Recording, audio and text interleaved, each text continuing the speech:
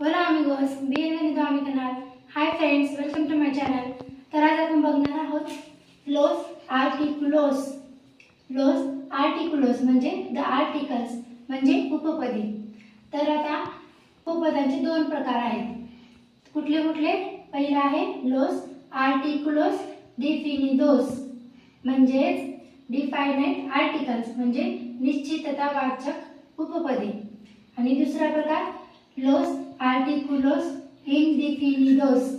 los artículos indefinidos म्हणजे indefinite articles म्हणजे अनिश्चिततावाचक उपपदे.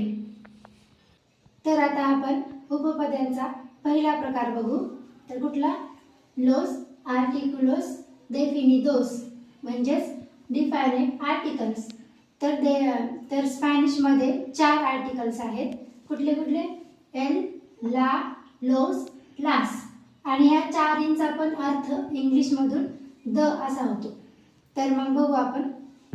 तर मस्क्युलिनो म्हणजे पुल्लिंगी आणि फेमिनिनो म्हणजे स्त्रीलिंगी. आणि इकडं हे सिंग्युलर एकवचन, प्लुरल अनेक वचन. तर मग एल हे पुल्लिंगी आहे आणि एकवचन आहे. आणि ला हे स्त्रीलिंगी आहे आणि एकवचन आहे. तसंच लोस हे पुल्लिंगी आहे आणि अनेकवचन आहे. आणि लास स्त्रीलिंगी अनेकवचन आहे. चला तर मग आपण याचे एक्झाम्पल बघू. एल पेरो म्हणजे एक डॉग. लोस पेरोस म्हणजे अनेक डॉग. एल गातो म्हणजे एक कॅट. लोस गातोस म्हणजे अनेक कॅट्स. एल होम्रे म्हणजे एक माणूस. लोस होम्रेस म्हणजे अनेक माणसे.